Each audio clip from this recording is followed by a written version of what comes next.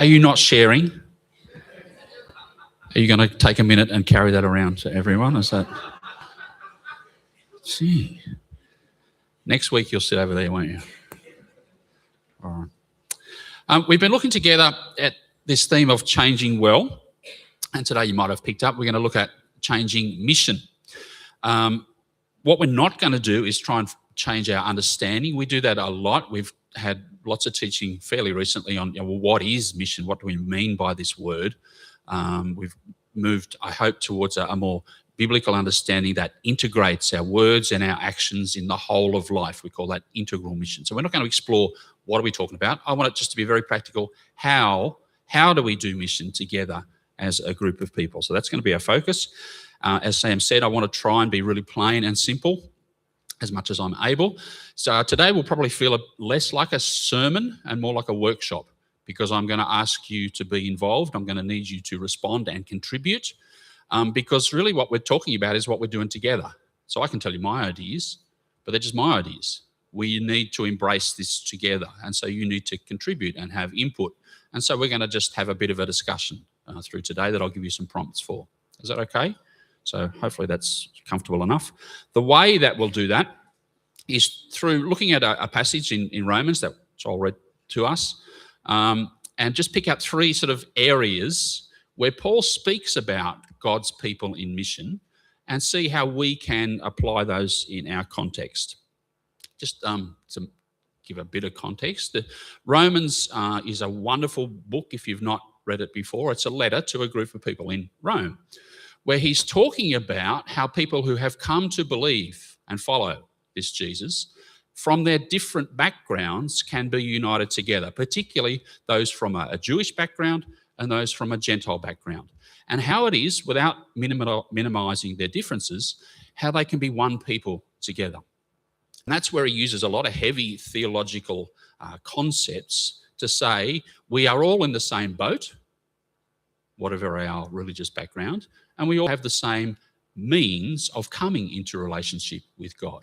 So he uses heavy theological words that I won't get into, where he talks about we're made right with God. His word is justification. We're declared in the right with God on the basis of what Jesus has done for all of us, not by following particular religious ideas and means. He calls those the works of the law, of the Torah.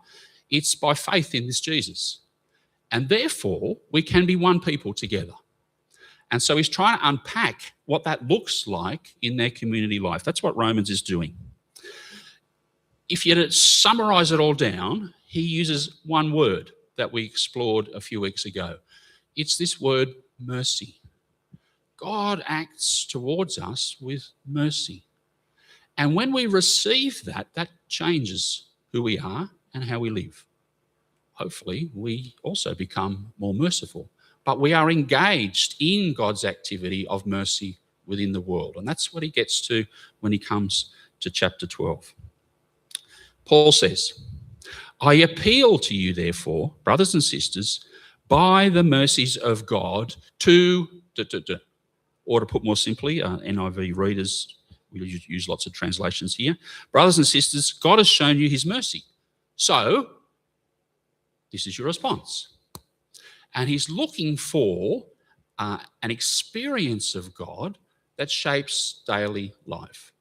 So that's what we're talking about in terms of mission. God has done something. He says, I want you to be involved in what I'm doing. Here is how you can do it.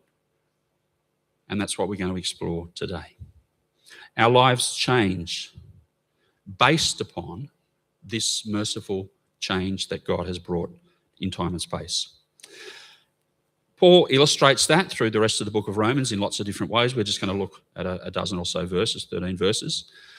But before I get into that, I just have to have one pause. I don't know what your emotional response is to this idea of mission. You hear me say this word and you think, oh, really? Maybe you groan. So I respond that way. Some of us, I guess, from our experience, cringe at the whole concept, because we've seen how it's been done in the past by the church.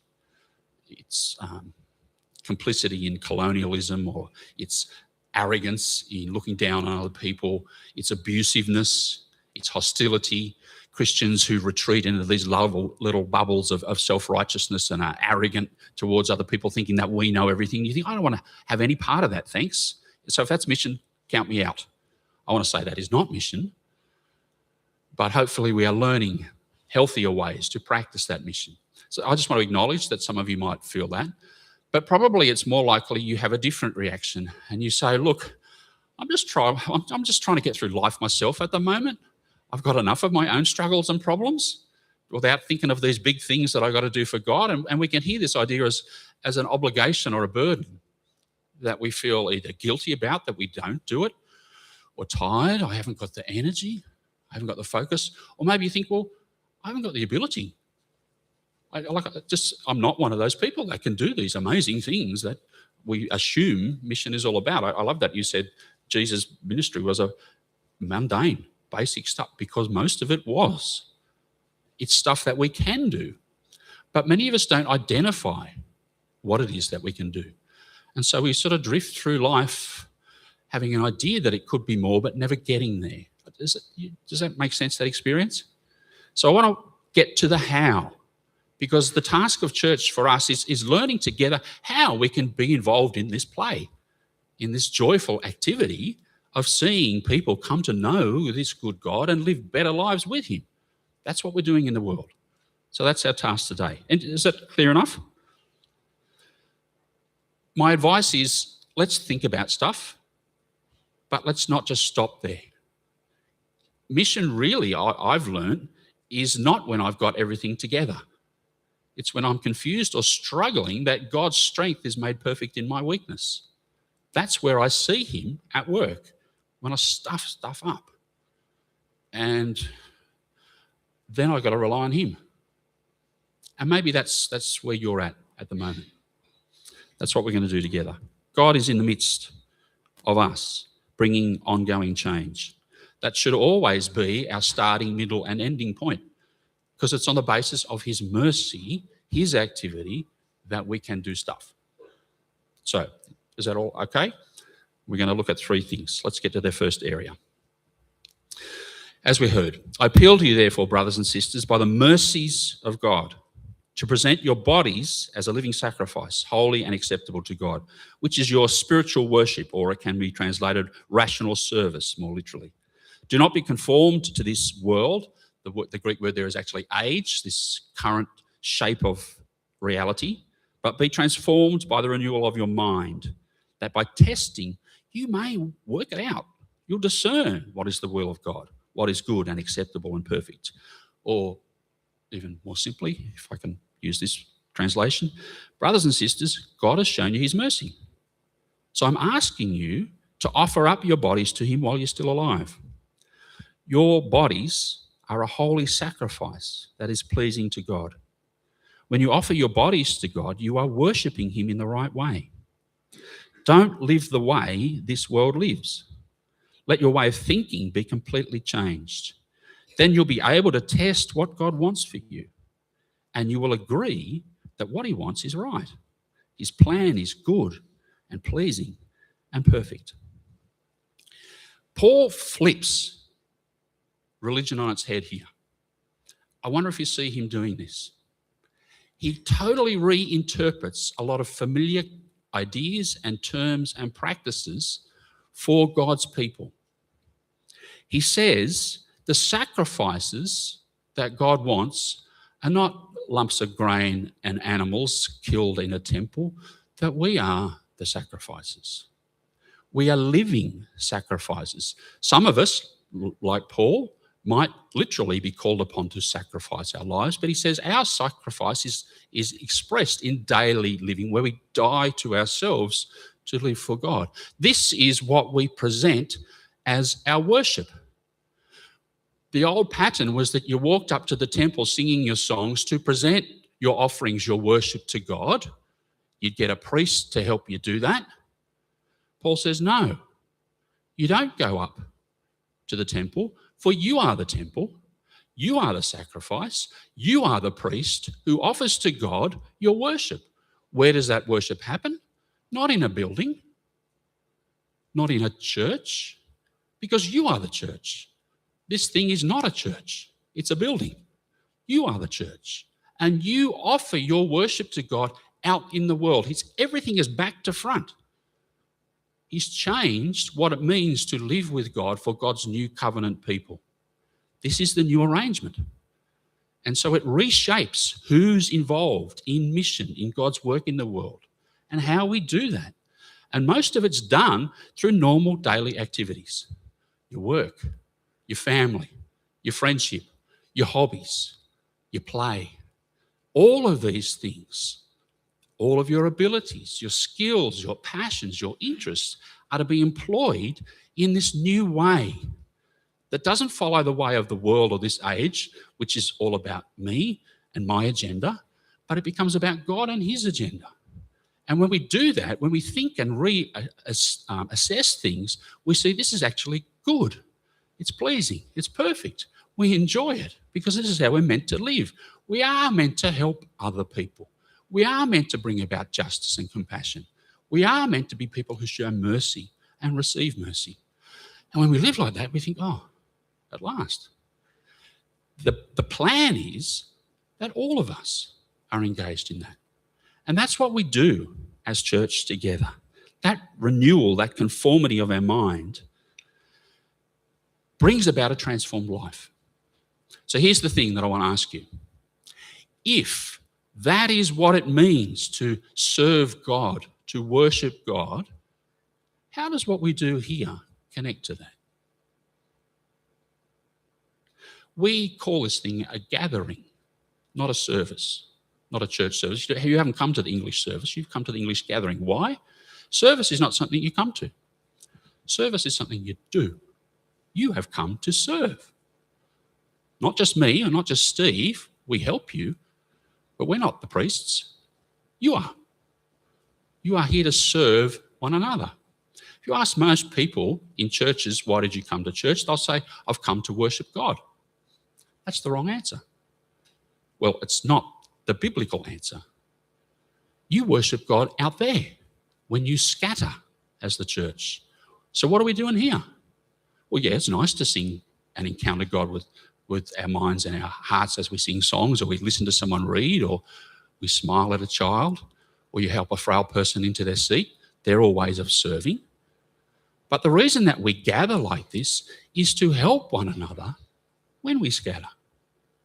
The reason that the New Testament says you gather as the church is not to worship God, it's to encourage others, to build others up, to equip them to live lives of service to God. Ephesians chapter 4, that's what Paul says. This is what he's talking about here. The church gathers to equip us scattering in mission. So, if that's the case, here's my question. How do we better connect Sundays and other little groups we have, we call them life groups, gathering, to our scattering through the week as worshipful service? Can we change our church for mission through integrating our routines? What we need to think about is, how does what we do here on a Sunday morning equip all of us to live the rest of the week? Because if we're not doing that, we're missing the main game. If we're not talking about those things, if we're not helping one another. So my question, and it's a real question which I want you to answer out loud, is what helps you? What's useful to you when we gather like this? What things make a difference for you in how you serve and live with God? How can we assist one another? If you had to say something, one thing, what helps you? What do you receive? And then I'll say, what can you give as you gather on a Sunday morning? Some examples. Who's brave to sing something out? I told you it was a workshop, you've got to speak up. Just yell. Can you say how, Liz? What encourages you? Yeah. Hearing people's stories. Why does hearing people's stories, I absolutely agree, that's probably my top answer. How does that encourage us? When someone, other than me or Steve, gets out here and just talks about their life, what's happening, why is that encouraging and helpful? You can see God's work through their experiences.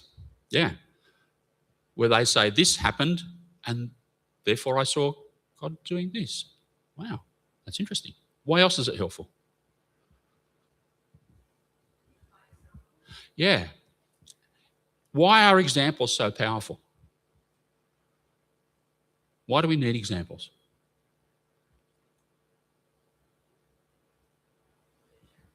They challenge us. Oh, they're doing that. Maybe I should be doing that too. They use their money this way. They use their time that way. They respond in a conflict this way. Oh, maybe I need to reassess. How else? Sorry, I missed that. Something to work towards. Yeah, inspiring. We all need that to have a. It's hard to imagine some things, but when you see it, you think, oh, that's what it looks like. Maybe I can move towards that. Thanks, Chloe. Great answer.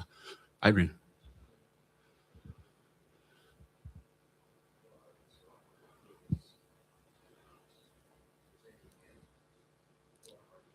Ideas, yeah. Creativity.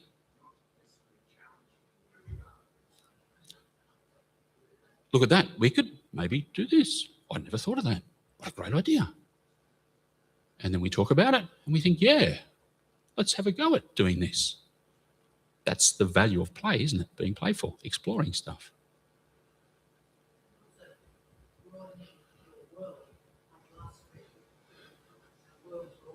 Yeah. Next week. Yep. Yeah. The bigger picture in the world. And we'll come to our engagement in the bigger picture in the world in my third point, but that's how hearing other people opens us up to new experiences. Because we are all limited by what we've experienced. So to meet someone who has a different experience or to hear about that makes us bigger people, which is really good. David? Yeah. We need our teaching not just to be abstract concepts, but to come down to, well, how do I do that? And hearing from other people how I do something is really helpful. That's what equipping one another is all about, that you get the skills that you need. So whether it's, super spiritual stuff, how do I pray? Well, this is what I do. How do I read the Bible? Because you've maybe had this experience, you open this book and you think, I don't understand a word of that, it's really boring. Why do people read the Bible? You need to learn how to do it so that it doesn't become that. Or how do I use my work? Or how do I respond in my family? How do I find my vocation? So a young person over there thinking, what do I do when I leave school and I'm out of prison? How do you answer that question? That's talking with others. You think, oh, maybe this is what I could do. This is how that fits in my life. What we would like to do is much more regularly and routinely hear people's stories. It's easier for us as pastors just to do it all ourselves. It's much more efficient to organise that way, but it's not good. We don't want that. We want you to be doing stuff here for the big group. And so we want to hear from you, your story, like Ori did, jumps up this morning and says something about his life. We want that to be a regular routine for us, whether it's stuff we do through the week in mainly music. So Liz and Maggie were out here singing a song that they sang there. You might not know anything about mainly music. It's fantastic. But we need to hear from them what actually happens there. So every now and then, someone from one of the groups that we run gets up and speaks. Or we hear about something outside of our church, an opportunity that we could take. Or someone just speaks personally. This is what's been happening for me in my life. This is what I've learned, or this is what I'm struggling with. This is what I'm doing. But to coordinate that is tricky. Sometimes Steve or I might know stuff that's happening in someone's life and we might ask them to say something, but it's a bit difficult to do. Wouldn't it be good if someone of you said, I could probably organise that. I could approach people and ask them, whether it's from a ministry group or just someone personally, to share, so that we know most weeks, most Sundays, someone is going to get up and say just a minute or two of something. Do you think that would be a good thing to have, where people can talk regularly? Who would like to be that person organising things? Maybe if we had 2 or 3. Is that something that you would maybe think about? that, yeah, I could maybe do that. It's not too hard.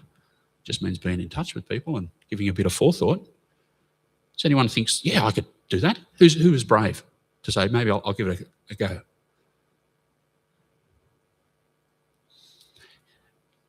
Are you shy? Little finger there from Adrian, because Steve's watching who puts up a little finger, because he's in charge of organising this, and so he's going to approach you. All I'm asking you to do, I guess, is have a conversation with Steve about what it might look like. If you think, yeah, I think that's a valuable thing. Do you think it's a valuable thing? You've told me it is. If it is, well, let's do it. We can't organise everything. We need everyone helping to organise things. If you think, yeah, maybe that's me, go and see him afterwards. Any other things that connect us? Yep.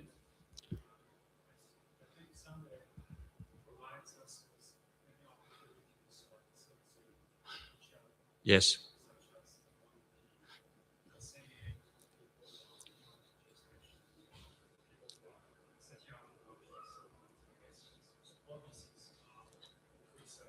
Yeah.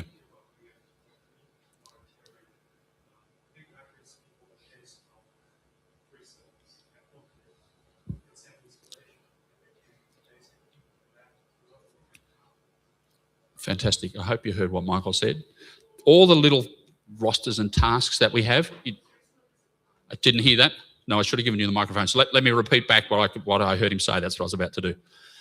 When we do things like serve morning tea or set up chairs or play music or work the AV at the back or whatever it is that we do, that's you serving others, isn't it?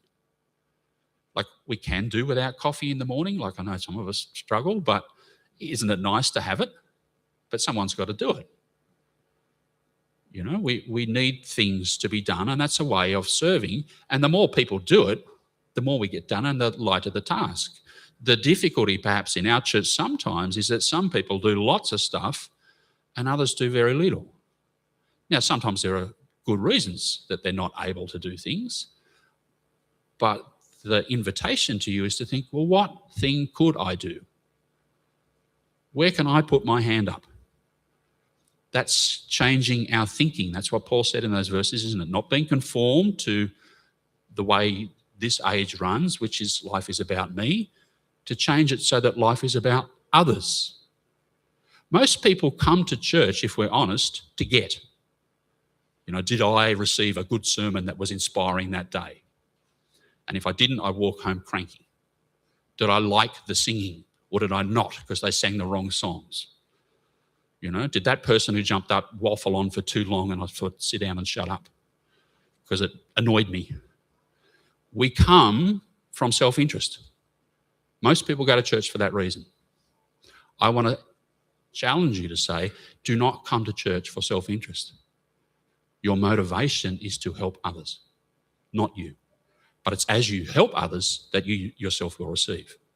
It's in giving that we receive. So your priority should not be to sit back and critique what happens. Did it meet my needs? Our priority is to meet God's needs, which is to build up his people. That's the attitude we want to come to church with. That's why I'm here on time. That's why I stay afterwards. That's why I talk to people and not just sit on my own. It's because we want to build others up. And it takes all of us to do that. But all of us can do that because it's not actually that hard. Any other suggestions or comments before we move on? Several. We'll go Adrian first. Let me give this to you. Are you going to talk about World Mission next? Okay, Good anticipation. You can't do everything on Sunday. And so I think sharing your lives happens in the smaller groups. And so, you know, there are things that our group, for example, you know, wouldn't want to share publicly, but we know what's going on and we're encouraged by each other. So I think you can't try and do everything on a Sunday, and you've got to have connection outside Sunday. That is a fantastic thing to say. That's why life groups is up there, and that's just another example. You will catch up one-on-one with people through the week. It's intentionally gathering with other people to help. Sunday can't do everything. You know, for some of us, it's too long to sit here for an hour and a quarter. You think, oh, you know, I've got other stuff to do. We can't do everything either. Ori was going to say. One of the things that I was encouraged when I first became a Christian was by attending, obviously, church, but also by the wisdom and knowledge of the ones that had been Christians before me. They had a lot of things to teach me. And there was a lady that was about 80-something years old, and she said, Ori, just remember that Christ came to serve and not to be served. Just remember that, he said. We all learn from others, and each of us can have a role in teaching others. We're not the only teachers. Often it's better to hear it from someone other than a pastor. It makes more sense, I think, in lots of ways. Can we push on? How are we going for time? Yeah, we're doing all right. Second thing, another chunk of passage. Paul goes on to talk about how this way of living is expressed by us doing stuff together, what it means to be the body. God's grace has been given to me, says Paul. So here's what I say to every one of you. Don't think of yourself more highly than you should. Be reasonable when you think about yourself. Keep in mind the faith God has given each of you. Each of us has one body with many parts, and the parts do not all have the same purpose. So also we are many persons, but in Christ we are one body, and each part of the body belongs to all the other parts. We all have gifts. They differ according to the grace God has given to each of us. Do you have the gift of prophecy? Then use it according to the faith you have. If your gift is serving, then serve. If it's teaching, then teach. Is it encouraging others? Then encourage them. Is it giving to others? Then give freely. Is it being a leader? Then work hard at it. Is it showing mercy? Then do it cheerfully. Paul unpacks examples of ways that each of us can be used by God to serve other people. That's a healthy, functioning body. We are not all the same. We need the diversity. But we also need each part doing its job. If one part of the body does not work, it impacts the whole. And that's church life, isn't it? If only a few people take the initiative to use their gifts, we are all impoverished. God has put you here. You have a role. If you know God, God gifts you with abilities to use for his purposes, for his mission, for his kingdom. Do you take that responsibility and say, yes, I will enact those things in daily life with others? It's not a hard concept, I think, although it's such a wonderful metaphor. Some of us can compare ourselves to others in different ways. Some of us can feel proud and, I can do this and that. I think most of us feel the opposite. I can't do that. Paul says, think reasonably. Not everyone should be out the front giving sermons. That's true. But there are far more important things than sermons in life, let me tell you. There are things that you can do. Don't devalue those things. Grow in those things. Take a risk in those things. If an opportunity is presented to you, say yes, even if it stuffs up afterwards. Have a go. That's how you either grow into something and realise I can do this and you develop, or you say, no, that's not a good fit for me. I tried it. I'll do something else. It's pretty simple. Here is the invitation. Think about what you can contribute to the life of all of us so that all of us can be doing stuff in the world, which is where we're going next. There's a place for you, and we need you. God has put you in this body. He's gifted you to do something.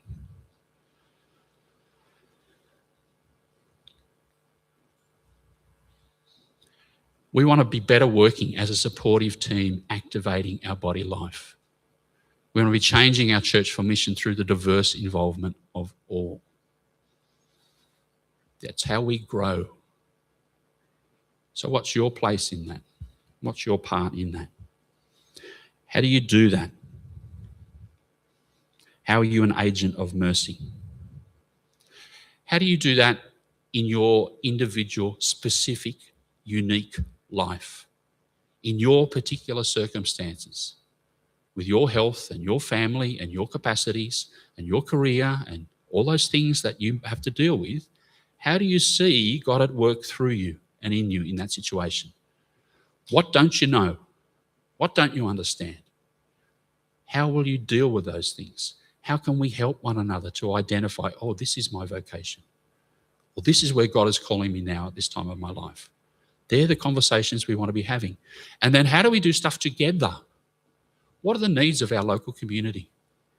How can we work together to address some of those needs? We can't do everything.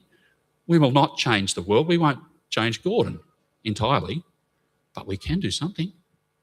We can bring God's mercy to others. We can see his kingdom come here through us if we all work together. What ideas do you have? We've started many things in this church. Oasis is a recent one. How do we connect with older people? Some of you should come to Oasis on a Tuesday morning, not for yourself, but to care for others. You might think, I don't want to hang out with all those old people, it's boring. I'll tell you it's not. But that's not the reason you do or don't go. You go to give. Don't be conformed to this age and in the world, because many church people are. Be transformed by the renewing of your mind. Have different values. It's not about you. It's about others. So if you're free on Tuesday mornings, get your bum down there. Is that blunt? Is that too rude? What else can we do? Any responses? How do we build on the strengths we already have? How do we see them flourish? We can't do everything. We don't have the capacity.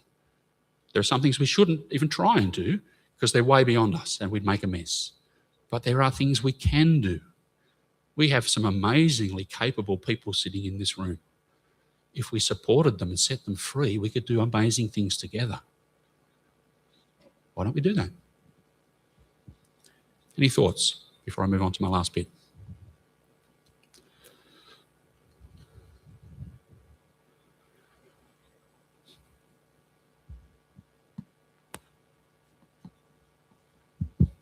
Just something occurred to me just 2 minutes ago. I actually sometimes think the word Gordon is an Indigenous word for massive commuter car park. And so I counted them. There are 6 commuter car parks. And that railway station is older than the country. Railway station opened in 1889. We became a country in 1901. So that railway station has been there 12 years longer than the country has. When that railway station opened, we were just an outpost of something. And I'm just wondering, there used to be a bunch of kids that actually lived in the unit below where I live now that used to give out free coffees in the morning, and people would go and they have little Bible verses on the coffee cups. That was just one thing. I'm just wondering if Gordon is a massive commuter car park, is there anything we're doing to kind of impact, give someone something to read on the train? I'm going to get on the train and everybody's on their phone. Is there something that we can do so that people are not on their phone as they commute to wherever they're commuting to? That's just a random thought, sorry. Random thoughts are important. You've just modelled to us, Hugh, how we should approach this. Because there's a trillion things that we could do. What should we do? How do we answer that question?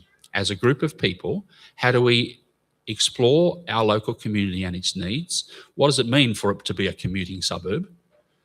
Is there something that we can do in response to that? Maybe there's not. Maybe there are other needs. Who are the people that live here?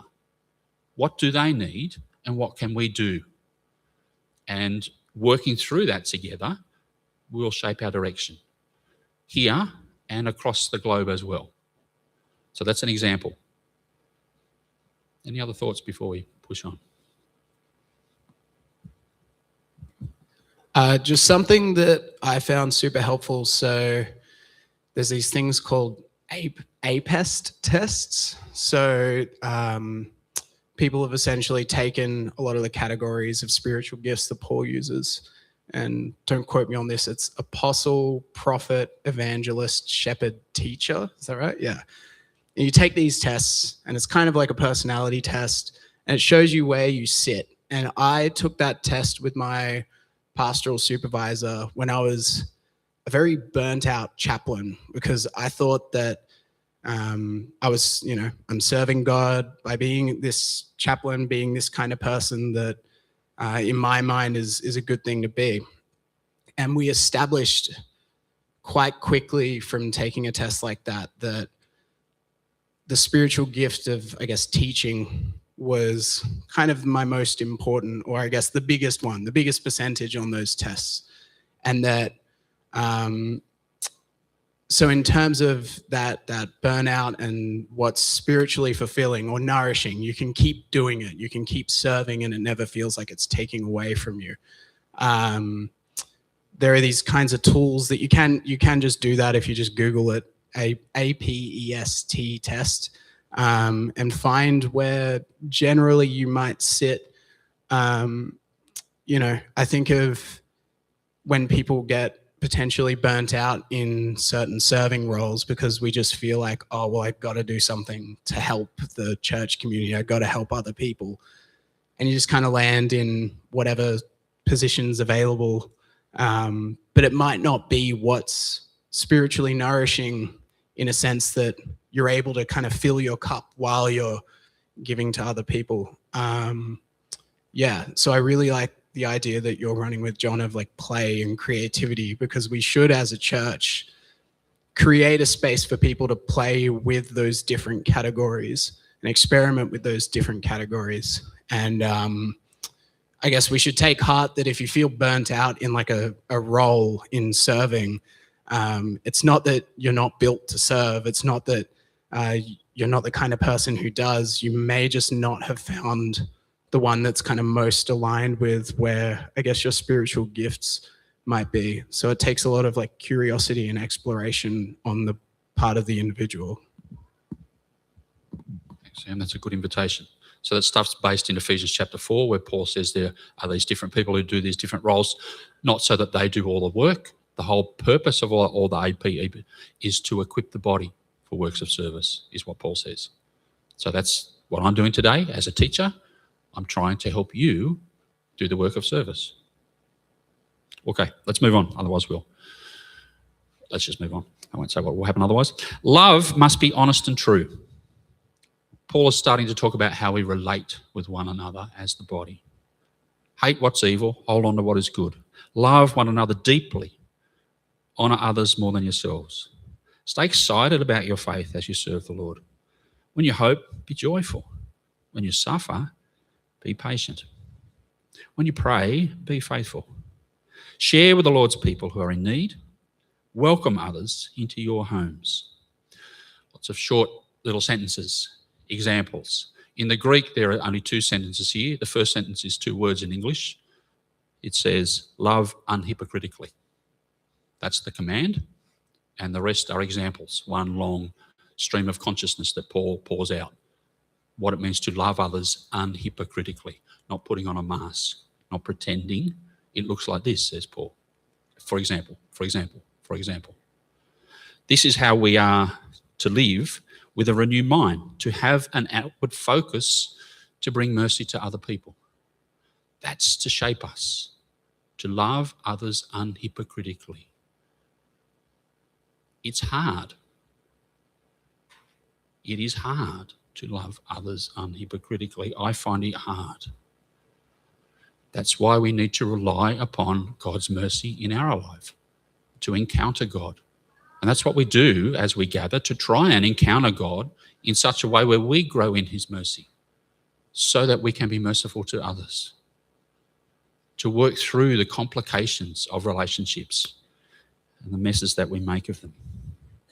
But all of our life is to have this outward focus, this sharing with the needs of others, to be hospitable people that welcomes others in, that considers the needs of other people before ourselves. So my third and final suggestion is, how do we better collaborate with others in generous serving in generous serving love in all places. Changing our church for mission through outwardly focused partnerships. We don't just do our own thing. We work together to do God's thing. As a church, we have this concept we talk about mission, and our pattern in the past has been, particularly at this time of year, May Mission Month, we would think about what we do across the world, and that's appropriate. But we've realised that the way we've been doing that maybe has ended for its usefulness. Each year we would have all these different projects we'd give money to and time to, and the next year we'd get a whole new set. And then the year after we'd pick some other things. And they were all good things, but it meant there's no genuine partnership. We're just given dollars and a couple of prayers, and then we move on. What we want to move towards is a deeper, richer, truer partnership with less numbers of others. But those others include people who might even not be followers of Jesus, are simply people of goodwill in the world, or that have skills that we do not possess, and so we must rely upon them. That's not a bad thing. Paul did that. He partnered with other people to see God's kingdom come. In 2 weeks' time at the church meeting, David will share about a new approach that we want to do in terms of our funding for these things. Where as a group of people, we will seek to identify these are our key relationships in local community and across the globe to work with. Some of you have said, where's the May appeal? And here's your answer. We're not having one this year. What we want to do is integrate mission into our budget in such a way that every time you give, and I hope you do, you are contributing towards those needs. That's what we do. Everything that happens in this church and everything this church does across the world comes from your giving. I don't know that everyone realises that. It pays for everything, what you put in. Some people are incredibly generous. A few people we absolutely rely upon. And if they fall off the perch, we're in big trouble.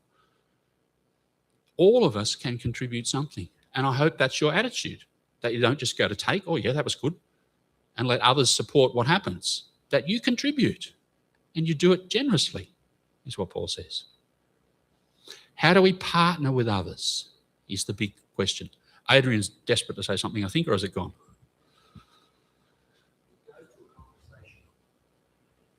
It goes to a conversation on a bus a few years ago with a young German pastor who'd taken on pastoring a church in Austria.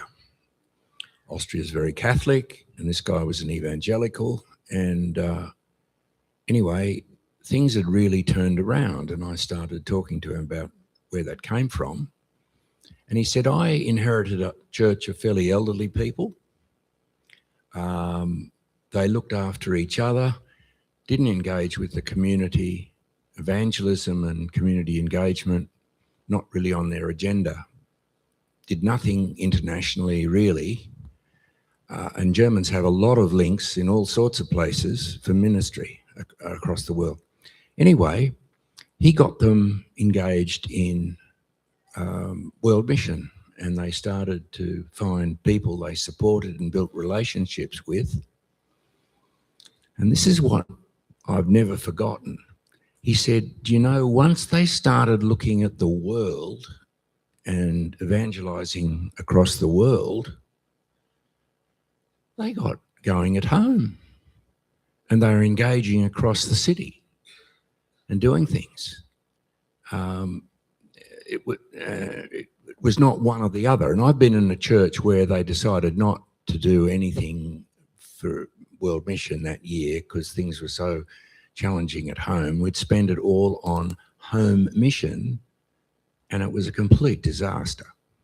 So I've never forgotten that, how he explained that engaging with the world actually fires up everything at home. I think that's very true. Our ministry, the way that we serve one another, is to equip us for the mission. What God's doing in the world, not about us. And so when we stop our focus to out there and just focus on us, everything collapses. It undercuts the very purpose of what God is trying to do through us. How we think about this maybe is a different way I want to suggest to you. Often when we talk about mission, someone comes along and tries to convince us, hey, here's a great project, here's a great organisation, embrace it. I want to flip that. Paul's into flipping stuff. I want to do the same. What I want us to do is think about, what are you already passionate about now? What excites you? What skills and interests do you have here that we could inflame and support? That we could do that together. And that develops.